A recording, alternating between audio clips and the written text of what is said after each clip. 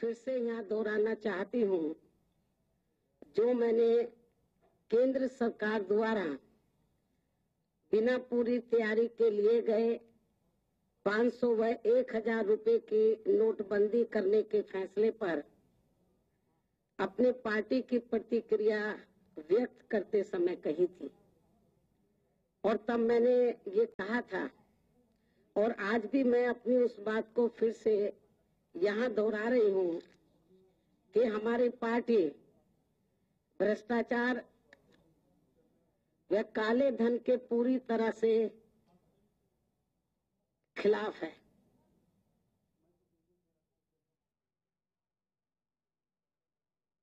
और साथ ही देश व व्यापक जनहित में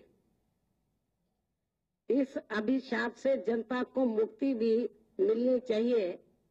इसके भी पक्षधर है,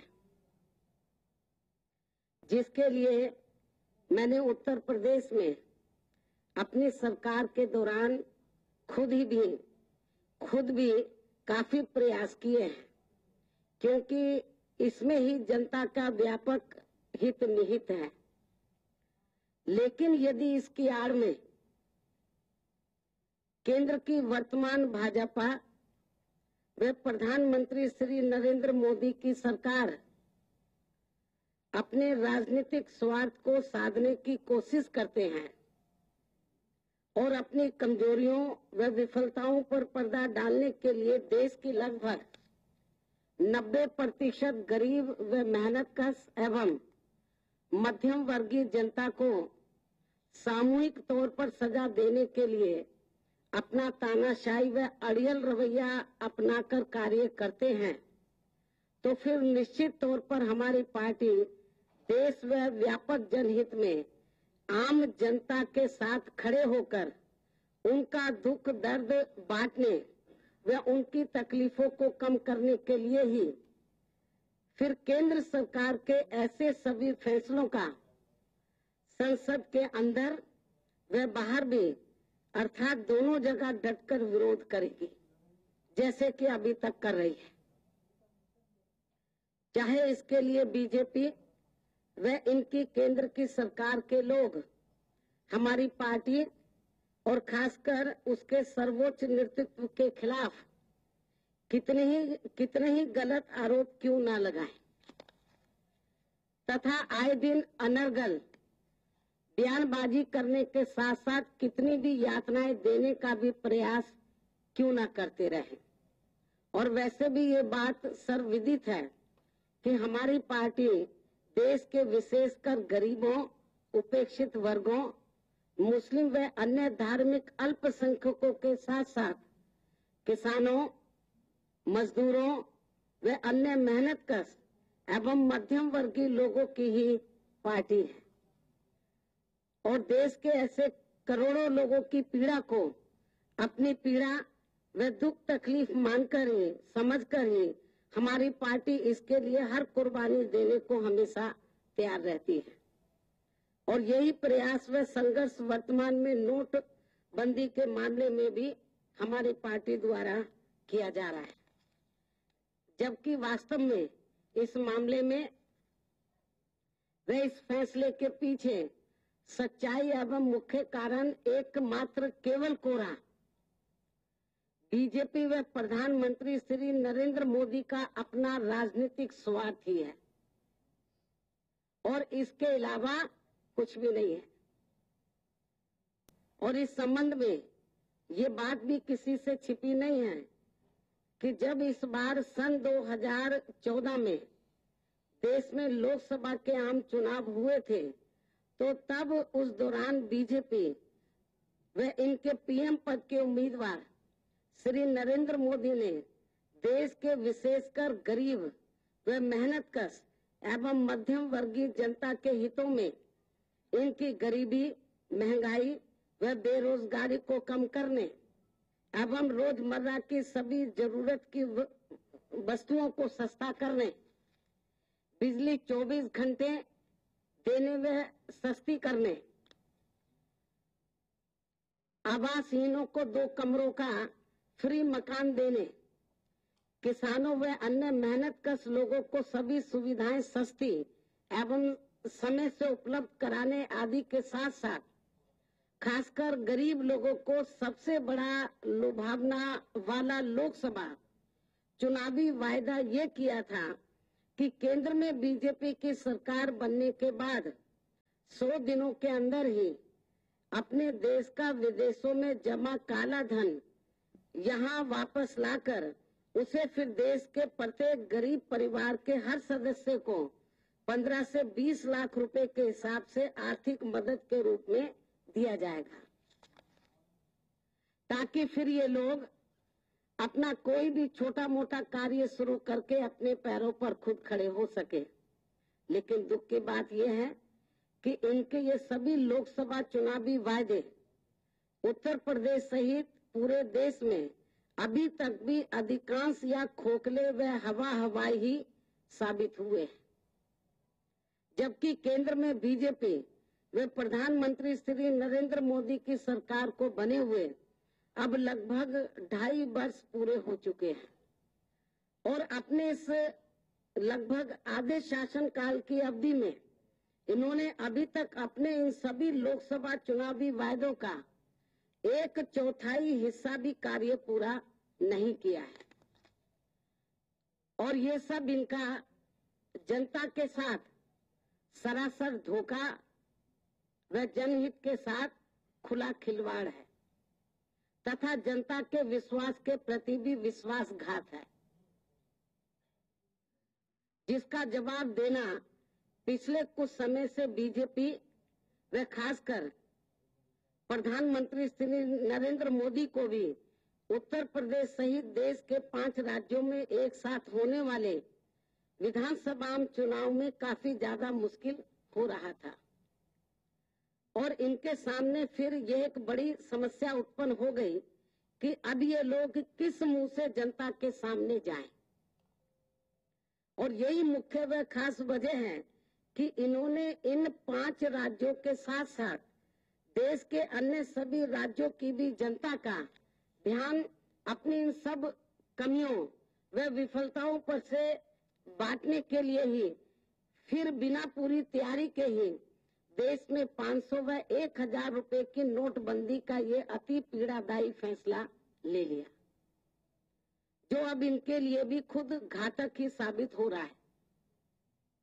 जिसके कारण ही अब ये सरकार इस मुसीबत से बाहर निकलने के लिए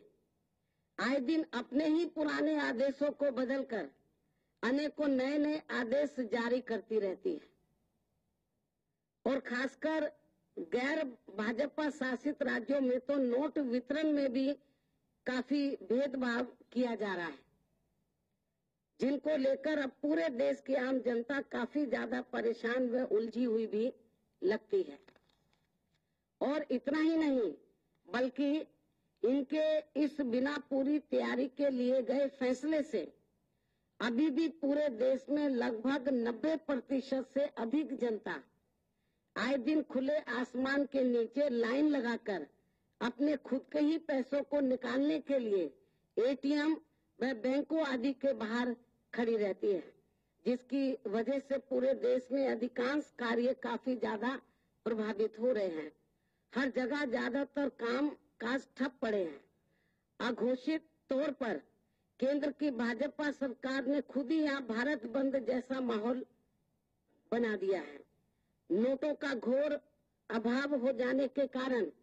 अब देश में आर्थिक इमरजेंसी जैसे हालात पैदा हो गए हैं और इस समय देश में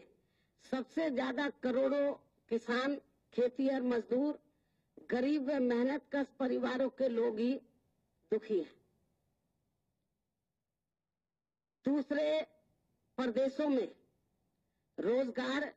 व मजदूरी मिलने के अभाव में अब बड़े पैमाने पर लोग वहां से पलायन करके अपने गांवों व शहरों को भी वापस लौट गए हैं। और जो नहीं लौटे वो भी एक एक करके लौट रहे हैं। बीमार व शादी वाले परिवार के लोगों के दुखों को तो बयान करना यहाँ बहुत ही ज्यादा मुश्किल है। वे लोग काफी ज्यादा बेहाल हैं, दुखी हैं, पीड़ित हैं, परेशान हैं। लेकिन यहाँ बड़े दुख व अफसोस की बात यह है कि ऐसे में बीजेपी के राष्ट्रीय नेता व केंद्रीय मंत्री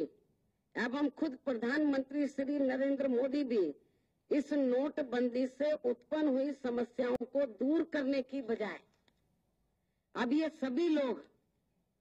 नोटबंदी के अपने इस बिना पूरी तैयारी के लिए गए फैसले पर से जनता का ध्यान बांटने के लिए किस्म किस्म की नाटकबाजी और करने में लगे। इसके साथ ही अब यहाँ ये भी सवाल उठ रहा है कि जब इस सरकार को काले धन को सफेद बनाने के लिए यही सब कुछ काम करना था, तो तब फिर इन्होंने अचानक ही देश में 500 व 1000 रुपए की नोटबंदी करने का ये अति जन पीड़ादायी फैसला क्यों ले लिया। इसके साथ ही यदि बीजेपी व केंद्र की श्री नरेंद्र मोदी की सरकार गरीबों की मदद करने के मामले में सही ईमानदार होती, तो फिर ये सरकार इससे पहले काला धन को सफेद बनाने वाली योजना के अंतर्गत प्राप्त लगभग 64,000 करोड़ रुपए देश के अति गरीबों में जरूर बांट देती। लेकिन इनके द्वारा ऐसा नहीं किया गया। और अब यहाँ मूल सवाल यही है कि देश का ज्यादातर काला धन कुछ मुट्ठी भर बड़े बड़े पूंजीपतियों व धन्ना सेठों के हाथों में ही केंद्रित है। तो फिर केंद्र सरकार द्वारा उनके खिलाफ उचित कानूनी कार्रवाई करके उन्हें जेलों की सलाखों के पीछे क्यों नहीं भेजा जा रहा है, और क्यों ये भाजपा सरकार इन लोगों को हर प्रकार से बचाने में लगी रहती है। और वहीं दूसरी तरफ ये सरकार देश के लगभग 90% से अधिक आम जनता को सामूहिक तौर पर बैंकों आदि के बाहर लाइन में खड़े होने की सजा व प्रताड़ना आदि क्यों दे रही है। अर्थात सरकार इस बात का जवाब क्यों नहीं दे रही है कि देश की गरीब व मेहनतकश एवं मध्यम वर्गीय आम जनता को उस जुर्म की सजा क्यों दी जा रही है जो अपराध उसने अभी तक किया ही नहीं है। इन सब तथ्यों के साथ साथ केंद्र की भाजपा सरकार के अब तक के कार्यकलापों पर यदि थोड़ा भी गौर किया जाए